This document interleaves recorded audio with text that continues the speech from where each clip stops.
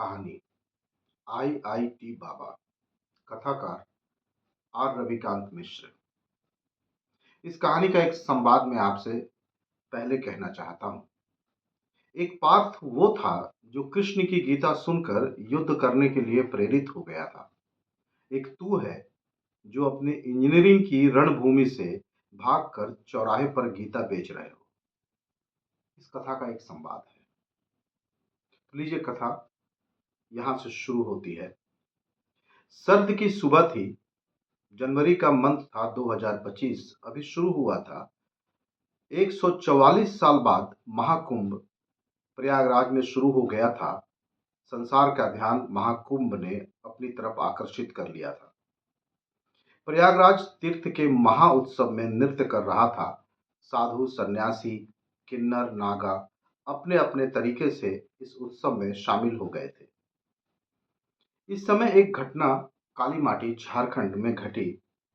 कुछ युवा कृष्ण भक्त माथे पर चंदन टीका लगाए, भगवा वस्त्र पहने, गले में तुलसी की माला पहने, सिर गंजा कर, लंबी शिखा धारण किए एक चौराहे पर भागवत गीता का प्रचार प्रसार कर रहे थे और लोगों को भागवत गीता खरीदने के लिए प्रेरित भी कर रहे थे। चूंकि चौराहा था, बाजार के बीच शहर की लाइफलाइन सड़क थी। रेड सिग्नल होते ही ये युवा सन्यासी भागवत गीता लोगों को बेचने के लिए उनके कार बाइक के पास चले जाते। इनके साथ किन्नर भी चले जाते और लोगों के सिर पर हाथ रखकर आशीर्वाद देते। 10, 20, 50 रुपए लेकर आगे निकल जाते। रेड सिग्नल ग्रीन होते ही ये लोग वापस सड़क के किनारे आ जाते और सिग्नल रेड होने का इंतजार करते। क्या बात है! किसी की जिंदगी रेड सिग्नल के कारण चलती है तो किसी की जिंदगी ग्रीन सिग्नल के कारण चलती है। कुछ समय बाद फिर रेड सिग्नल हो गया। तभी एक काले रंग की स्कॉर्पियो आकर जेब्रा क्रॉसिंग के पीछे रुकी। दो बॉक्सर टाइप के युवा स्कॉर्पियो के पीछे दरवाजे से उतरे और अपनी गाड़ी के आगे आकर इधर उधर देखने लगे, जैसे वो दोनों किसी को खोज रहे हों। तभी एक 20 से 25 साल का एक युवा सन्यासी हाथ में भगवत गीता लेकर स्कॉर्पियो के पास आया और पिछली सीट पर बैठी एक युवती को भगवत गीता दिखाने लगा। तभी युवती ने स्कॉर्पियो का दरवाजा खोल दिया और युवा सन्यासी का हाथ पकड़कर गाड़ी के भीतर खींचा। तभी पीछे से दो युवक जो गाड़ी से पहले उतरकर बाहर देख रहे थे, वो दोनों ने सन्यासी को पीछे से जोर से धक्का दिया। दूसरे पल सन्यासी अपनी भगवत गीता के साथ स्कॉर्पियो के भीतर समा गया था। पलक झपकते ही सब कुछ हो गया था। भीतर लड़की ने एक सफेद रुमाल सन्यासी के नाक पर रख और हटा दिया। सन्यासी बेहोश हो चुका था। रेड सिग्नल तब तक ग्रीन हो चुकी थी। काले रंग की स्कॉर्पियो सरपट सड़क पर भागी और देखते देखते 1-2 का 4 हो गई। आसपास जिन लोगों ने देखा उनकी समझ में कुछ आया और बहुत कुछ समझ में नहीं आया।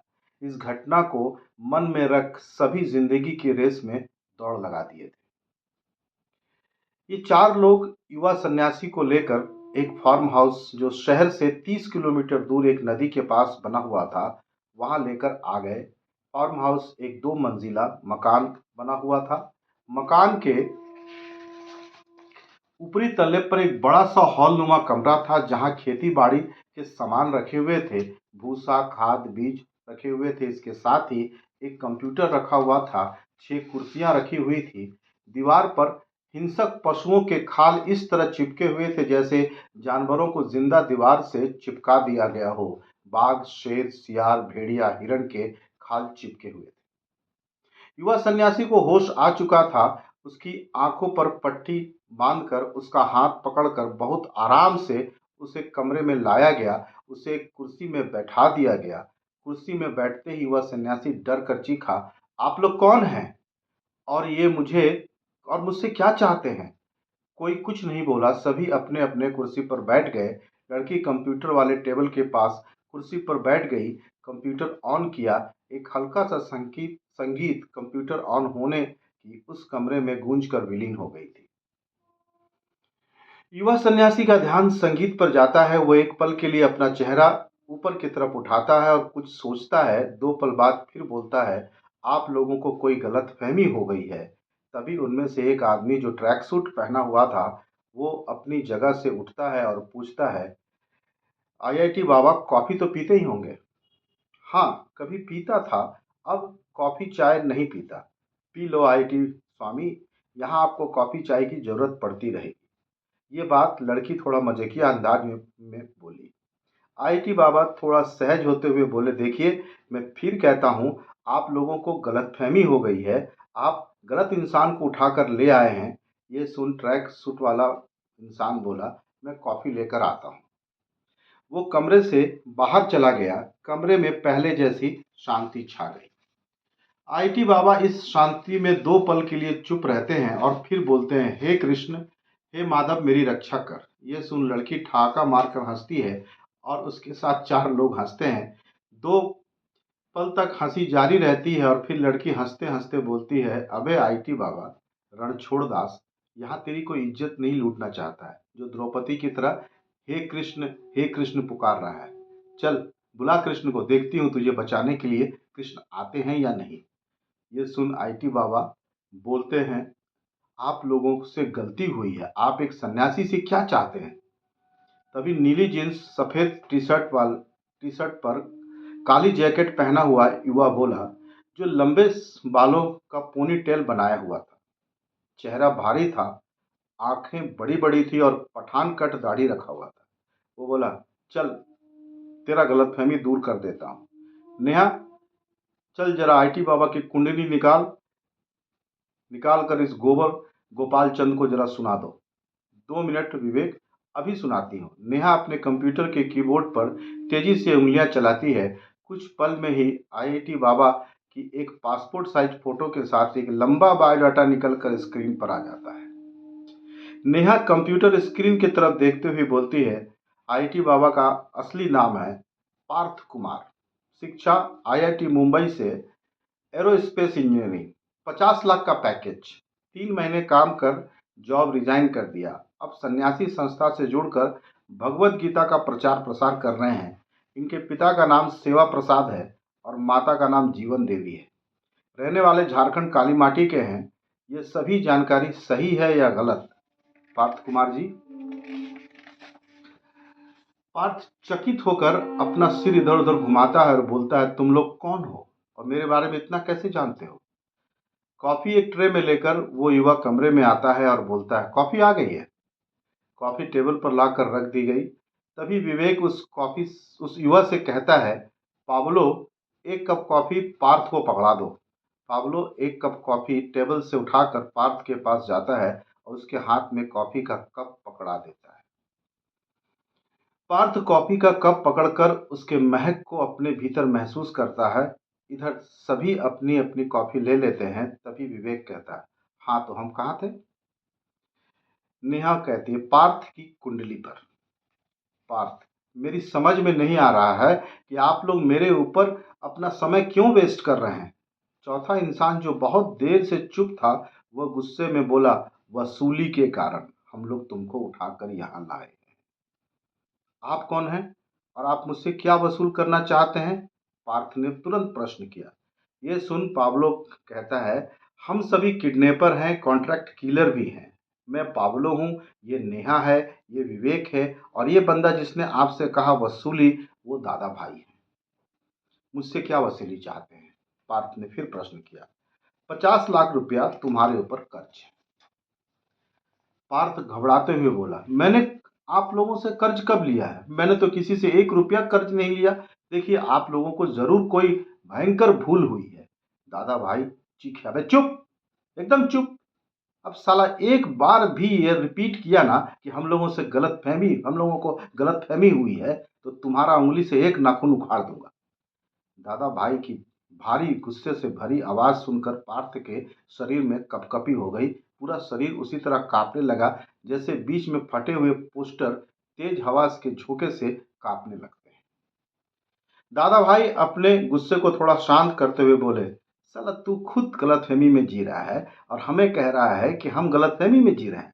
दादा, आप शांत हो जाएं। इस जैसे इंसान पर अपना गुस्सा भी खर्च करना बेकार है। विवेक बड़े अदब से बोला। दादा विवेक की बात सुनकर अपना सिर धीरे से हिलाकर चुप हो गए। 2 पल सब खामोश रहे। पार्थ के ईगो को ठेस लगी। उसका ईगो चीखा, ये अधम लोग मुझे जज कर रहे हैं। इनको पता नहीं है ये क्या पाप कर रहे हैं। तभी पाब्लो बोला, नेहा, हमारे पास अधिक समय नहीं है। हम डायरेक्ट मुद्दे पर आ जाते हैं और इसको निपटाते हैं। यस यस, यही सही रहेगा, नेहा बोली। ओके ओके, अपन लोग यही करते हैं। तो सुन सुन बे पार्थ उर्फ आईटी बाबा, तेरे बाप माँ ने हमारे बैंक से 50 लाख रुपए कर्ज लिए थे। 5 साल पहले तक वो हर महीना उसका इंटरेस्ट भरते रहे, पर पिछले 1 साल से उनका इंटरेस्ट आना बंद हो गया। वो लोग गायब हो गए, शहर छोड़कर कहीं और चले गए। तू बता, कहाँ है तेरे बाप माँ जिन्होंने तुम्हारा नाम नाम गारंटर के रूप में लिखवाया है? अगर उन दोनों की मौत हो जाती है तो कर्ज तू चुकाएगा। अब बोल, तू क्या करेगा? अपने बाप माँ का पता बता दे या 50 लाख का कर्ज चुकता कर दे। पार्थ कुमार का दिमाग ज्वालामुखी की तरफ फटकर उसमें से गरम गरम लावा फेंकने लगा था। वो भीतर से कपने लगा। बड़ी मुश्किल से बोला, मुझे पता नहीं है कि मेरे माता पिता कहाँ हैं। 3 साल हो गए मैं उनसे नहीं मिला हूँ। तभी दादा भाई फिर गुस्से से बोले, क्यों नहीं मिला? साला झूठ बोलता है। ये लोग कर्ज खा जाने के लिए नाटक कर रहे हैं। बाप माँ घर छोड़कर गायब हो गए और ये साला सन्यासी होकर भगवत गीता बेच रहा है। अबे सियाने, अपने बाप माँ का कर्ज चुकता कर। बता तेरे अकाउंट में कितना माल है? ये सुनकर पार्थ बोला, मेरे अकाउंट में कुछ होगा। इस बात पर सभी एक दूसरे की तरफ देखे। फिर नेहा बोली, बता बैंक अकाउंट का नंबर और पिन कोड। पार्थ ना चाहते हुए भी अपने बैंक का सारा डिटेल्स बता दिया। नेहा ने अकाउंट चेक करते हुए सभी को बताया, इसके अकाउंट में 3,40,035 रुपए हैं। चल इसे अपने अकाउंट में ट्रांसफर कर। पार्थ ये सुनकर परेशान हो गया। बोला, ये मेरी जमा पूंजी है, इसे तो छोड़ दो। पाब्लो बोला, क्यों छोड़ दे? अपने बाप माँ का कर्ज कौन चुकता करेगा बे? हाँ, चल यूपीआई कोड बता। पार्थ चुप हो गया। ये देख सभी गन निकाल लिए और गन लोड कर लिए। गन लोड होने की आवाज सुनकर पार्थ के चेहरे पर पसीने की बूंदें उभर आई। वो सोचा, जान चली गई तो रुपए किस काम के रह जाएंगे। वो जल्दी से यूपीआई कोड बता दिया। रुपया 2 पल में ट्रांसफर हो गया। अब विवेक बोला, बता देखकर ये बाबा बनने के लिए कितना रुपया डोनेशन दिया था? नेहा तुरंत बोली, 11 लाख डोनेशन दिया था। दादा गुस्से में चीख पड़े, इसके गुरु को फोन लगा और बोल इसके बाप माँ ने जो कर्ज लिया है उसे वो चुकता करे, तब इसकी जिंदगी बचेगी और ये भगवत गीता बेचेगा और हरे राम हरे कृष्णा करेगा। ये सुन पहली बार पार्थ को गुस्सा आया और गुस्से में बोला, वो कहाँ से देंगे? उनके पास इतने रुपए कहाँ से आएंगे? अबे कहीं से भी लाए और तेरे बाप माँ का कर्ज चुकता करे। अब जब तू अपनी जिंदगी गुरु को दे दिया है तो गुरु तेरा कर्ज चुकता करे। आखिर तू तो अपने गुरु का प्रॉपर्टी हो गया ना। जिसने ये प्रॉपर्टी को बनाने में कर्ज लिया था वो कर्ज कौन चुकता करेगा? तू कर या तेरा गुरु करेगा? वो लोग नहीं करेंगे। पार्थ एकदम से बोल पड़ा। पाब्लो जोर से हंसा और हंसते हुए बोला, अच्छा ड्रामा पैदा किया है तुम लोगों ने। कर्ज बाप माँ ने लिया बेटा को इंजीनियर बनाने के लिए। बेटा इंजीनियर बनकर फिर जॉब छोड़कर सन्यासी हो गया। माँ बाप शहर छोड़कर गायब हो गए। बेटा 11 लाख का डोनेशन देकर हरे रामा हरे कृष्णा करने लगा। बैंक का लोन कौन चुकता करेगा बे? तेरा गुरु चुकाएगा नहीं, तू चुकाएगा नहीं। बुजुर्ग माँ बाप गायब हो चुके हैं। आखिर दादा भाई करे तो क्या करे? दादा भाई गुस्से से बोले, अबे पार्थ, तू अपना पहले नाम बदल ले। तू पार्थ कहलाने के लायक नहीं। तू भगोड़ी बाई है, अपना नाम भगोड़ी बाई रख। एक पार्थ वो था जिसने कृष्ण की गीता सुनकर युद्ध किया और जीवन के महाभारत में विजय हुआ। एक तू है जो इंजीनियर बनकर इंजीनियरिंग के मैदान से भागकर क्या कर रहा है? कायर कहीं का। मैदान छोड़कर भागना ही था तो इंजीनियरिंग करने की जरूरत क्या थी? तुझे सन्यासी ही होना था तो इंजीनियरिंग कॉलेज का एक सीट बर्बाद क्यों किया? तुमसे कम नंबर जिसको आया था उसको वो सीट मिल जाता। इस देश में इंजीनियर बनकर काम करता वो। पार्थ चुपचाप सुनता रहा। उसके पास बोलने को कुछ नहीं था। उसकी आंखों पर पट्टी बंधी थी, पर उसके दिमाग ने पहली बार उससे पूछा, बता तुमने ऐसा क्यों किया? इस सवाल पर सैकड़ों दृश्य उसके मानस स्क्रीन पर एक के बाद एक आने लगे। एक दिन सड़क पर पहली बार एक सन्यासी से मिलना जिससे वो भागवत गीता खरीदता है। फिर दूसरी बार मिलना, फ़ोन नंबर लेना, फिर रात रात भर फ़ोन पर बातें करना, उसके मठ में जाना, भजन करना, डांस करना, उनके साथ भोजन करना, फिर उन्हीं की तरह केश दाढ़ी बढ़ा लेना और एक दिन उन्हीं की तरह जीना शुरू कर देना। उसे पता ही नहीं चला वो कब पार्थ कुमार से पार्थ सन्यासी हो गया। क्या सोच रहा है? 60 लाख रुपए कैसे वापस करेगा बे? विवेक उसके पास जाकर बोला। पहले तो अपने 50 लाख कहा था, अब 60 लाख क्यों कहा? नेहा इस बात का जवाब दी, 1 साल का इंटरेस्ट भी तो ऐड हो गया भाई। तभी दादा भाई का सेल फोन बजा। दादा भाई फोन उठाकर स्पीकर पर लगा दिए और बोले, हेलो। हाँ बे सरदार बोल। दूसरी तरफ से आवाज आती है, दादा भाई वो सन्यासी सियाने का माँ बाप दोनों को पकड़ लिया है, कहाँ लेकर आना है? दादा भाई तुरंत बोले, ले आ फार्म हाउस पर। ठीक है दादा भाई, 1 घंटे में पहुंचता हूँ। फोन कट हो जाता है। दादा भाई पार्थ की तरफ देखकर बोलते हैं, चल आज तेरी बाप माँ से भी मुलाकात हो जाएगी, पर एक बात बता, तू कैसा इंसान है? जिसने तुम्हें जन्म दिया, पाला पोसा बड़ा किया, अपने खून पसीने की कमाई से तुझ पर लुटा दिया, उसी को तू छोड़कर सन्यासी बन गया और गीता का प्रचार प्रसार करने लगा। क्या समझता है तू गीता को? बता। समझता भी है या समझने का ढोंग कर रहा है? साला तेरे जैसा इंसान को गीता छूने का अधिकार नहीं है। अबे भगोड़े, गीता वीर पुरुषों के लिए है।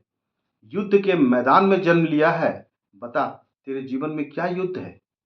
तू कहाँ खड़ा है और तेरे सामने कौन खड़ा है? कायर, बता क्या है तेरे जीवन की चुनौती? 3 टाइम खाना, 2 टाइम भजन करना और भगवत गीता बेचना? बता, इसमें कहाँ युद्ध है, कहाँ संघर्ष है? जीवन मृत्यु का प्रश्न कहाँ है? कहाँ है तेरे जीवन में गीता का सार? तुम जैसे युवा देश की अर्थव्यवस्था के लिए वरदान साबित हो सकते थे, हजारों युवाओं को रोजगार दे सकते थे, पर अफसोस, बोझ बनकर देश देश की छाती पर बैठ गए हो। ये सुनकर पार्थ तिलमिला गया और गुस्से से बोला, मैंने मोह माया का त्याग कर दिया है, मेरा जीवन भक्ति के लिए है। दादा भाई चीखा, साला यही बात महाभारत के युद्ध में अर्जुन कृष्ण से बोला था कि वो युद्ध नहीं करेगा, वो जंगल जाकर संन्यास लेगा। तब कृष्ण ने क्या कहा था वो याद है? तभी विवेक बोला, दादा ये लोग सिर्फ अपने मतलब का गीता पढ़ता है। छोड़ो दादा, नेहा बोली, अपने को क्या लेने देना, अपने को 60 लाख से मतलब है। पाब्लो, पर ये 60 लाख देगा कैसे, ये साला भिखारी हो गया है। विवेक बोला, अरे ये भिखारी नहीं है, शॉर्टकट के कारण भिखारी हुआ है। शॉर्टकट छोड़ देगा तो ये 60 लाख दे सकता है। इसे फ्री में खाने सोने रहने की आदत हो गई है, ये साला अब 60 लाख रुपया नहीं कमा सकता। नेहा मजाक उड़ाने के अंदाज में बोली, अरे साला इंजीनियर है, काम खोजेगा और हमारा कर्जा उतारेगा। इस बात को सुनते ही पार्थ गुस्से से चीखा, मैंने अपना जीवन कृष्ण को समर्पित कर दिया है, मैं भिक्षा मांग कर जीऊंगा पर काम नहीं करूंगा। अबे शर्म नहीं आती है? दादा भाई फिर गुस्से से बोले और अपनी कुर्सी से उठकर उसके पास गए और तेजी से पार्थ के पास पहुंचकर उसका गिरबान पकड़कर उसे ऊपर उठा लिया और फिर गुस्से से बोले, भारत जैसे गरीब देश में भीख मांगने की बात सोचता है? जिस देश में रोज लाखों लोग भूखे सो जाते हैं, उस देश के लोगों से भीख मांगने की बात सोचता है? जिस देश में लाखों लोग फुटपाथ पर जन्म लेते हैं और एक दिन फुटपाथ पर मर जाते हैं, उस देश में तू भीख मांगने की बात सोचता है? जहां जीवन रोज मौत से लड़ती है और जीने की कोशिश करती है, उस देश में तुम इंजीनियर होकर भीख मांगोगे? अबे जिंदा है या मर गया है? दादा भाई पार्थ को झकझोर कर कुर्सी पर वापस बैठा देते हैं। दादा छोड़ो, ये अपने बाप माँ का नहीं हुआ, ये देश का क्या होगा? इस जैसे लोगों के लिए परिवार समाज देश कुछ नहीं होता। ये सभी को माया कहकर नकार देते हैं और फिर उसी माया के संसार में भोजन वस्त्र आवास के लिए धन की मांग करेंगे। पाब्लो ये सुन रहा था। वो गन निकालकर कॉक किया और पार्थ के पट्टी पर लगाकर बोला, मुझे तुम जैसे बोझ का वध करके सुकून मिलेगा। इतना बोलकर पाब्लो गन का घोड़ा खींच लिया। तभी बाहर से आवाज आई, दादा भाई अंकल आंटी को लाया हूं। ये सुन पाब्लो वापस गन अपने कमर में खोस लिया। इन लोगों की बात पार्थो के भीतर कई सवाल खड़े कर रहा था, जो वो जो वो कर रहा था, क्या वो रास्ता सही है या वो रास्ता उसे अपने आप से दूर ले जा रहा है? क्या वो सचमुच धर्म के रास्ते पर है या वो स्वार्थी होकर जीने लगा है? क्या कर रहा है वो अपने जीवन के साथ? हे कृष्ण, आज मैं घोर असमंजस में घिर गया हूँ। मुझे मेरे असमंजस से बाहर निकालने का रास्ता दो। तभी उसे अपने पिता के जूते जूते की आवाज़ सुनाई देने लगी। जो उसे याद था, उसके पिता फौजी वाले शू पहनते थे, जिससे एक प्रकार की आवाज़ आती थी। आज 3 साल बाद वो अपने पिता के जूते की आवाज़ सुन रहा था। बचपन से जवानी तक अनेक दृश्य उसके बंद आंखों के सामने घूमने लगे। पार्थ के माता पिता दोनों कमरे के भीतर आते हैं। 65-70 साल का एक आदमी जो जिंदगी की दौड़ में बिल्कुल थका हुआ दिखाई दे रहा था। एक औरत जिसका चेहरा पत्थर की तरह सख्त हो गया था। जीने की इच्छा दोनों की समाप्त हो गई थी। ऐसा देखकर लगता था किसी लूटे हुए इंसान की तरह दोनों इंसान दादा भाई के पास आकर आकर खड़े हो गए। हाथ जोड़कर दोनों इस दादा भाई की तरफ देखने लगे। विवेक ने पार्थ की आंखों पर बंधे कपड़े की पट्टी को खोल दिया। पार्थ की आंखें रोशनी में पलक झपकाने लगी। इसके बाद उसे दिखाई दिए अपने माता पिता। दोनों भावहीन होकर पार्थ की तरफ देख रहे थे। पार्थ 2 पल भी अपने माता पिता की तरफ नहीं देख पाया। वो अपनी नजरें नीचे कर लिया। दादा भाई बोले, चाचा चाची जी, आप दोनों बैठें। दोनों खाली कुर्सी पर बैठ गए। विवेक ने पूछा, यही आपका बेटा है? ये सुनकर दोनों की आंखों में आंसू आ गए। माँ तो कुछ नहीं बोली और पिता हाँ में गर्दन सिर हिलाकर हामी भर दिए। पाब्लो, बात 50 लाख की है। आप लोग गायब हो गए, बिना बताए हम क्या करें? पिताजी अपने दर्द को रोकते हुए बोले, हम दोनों प्राणी अपना किडनी बेचने का मन बना लिए हैं। 25-25 लाख दोनों को मिलेंगे। बात हो गई है। आप लोग इस सन्यासी को छोड़ दो। ईश्वर की खोज में चला गया है। इससे कुछ मत कहो। बस 1 सप्ताह का समय दे दो, हम कर्जा उतार देंगे। ये सुनकर पार्थ को अपराध बोध फील होने लगा था। उसे लगा कि वो कितना छोटा हो गया है अपनी नज़रों में, अपने स्वार्थ में अंधा हो गया है। उसके माता पिता अपनी जिंदगी में कितना विशाल हो गए हैं। वो अब भी मुझे बचा रहे हैं, हमें स्वतंत्र कर रहे हैं। यही बात उनको ईश्वर यही बात उनको ईश्वर के करीब ले जाता है। और मैं सिर्फ ईश्वर का नाम रट रहा हूँ और मोक्ष की कामना में जी रहा हूँ। छी, मैं कितना छोटा और तुच्छ हो गया हूँ। धिक्कार है मुझे, धिक्कार है मुझ पर, धिक्कार है मुझे। मेरी मुक्ति पर कभी नहीं मिलेगी, क्योंकि मेरी मुक्ति में मेरे माता पिता के दुख, तड़प और बेचैनी है। वो झटके से अपने कुर्सी से उठ गया और फपक कर रोने लगा। रोते रोते उसके दोनों हाथ जुड़ गए। अपने माता पिता की तरफ वो कतार नज़रों से देख रहा था। उसकी आंखों से आंसू बह रहे थे। सभी ये देखकर अपनी जगह चुप खड़े थे। पार्थ ने अपने गले से तुलसी का माला निकालकर अपने हाथ में लपेट लिया और बोला, मुझे क्षमा कर दे। मैं भटक गया था। जीवन का सच्चा संन्यास जीवन की चुनौतियों में है। इस गेरुआ वस्त्र के पीछे मैं चुनौतियों को छुपाना चाहता था, इसलिए शॉर्टकट की राह पकड़कर ईश्वर को अनुभव करना चाहता था। भाग रहा था अपने आप से। मेरे माता पिता ने मुझे ये मैसेज दिया कि मोक्ष की कामना करने से मोक्ष नहीं मिलता है। मोक्ष निस्वार्थ सेवा और कर्म से मिलता है। मैं सेवा कर सभी ऋण उतारूंगा, कर्मयोगी की तरह जीवन जीऊंगा। ये बात सुनकर माता पिता ने अपनी बाहें खोल दी। पार्थ उनके चरणों में जाकर लिपट लेट गया। दोनों ने अपने बेटे को उठाकर गले लगा लिया। दादा भाई, विवेक, नेहा, पाब्लो, सभी की आंखें भीग गई थी। धन्यवाद।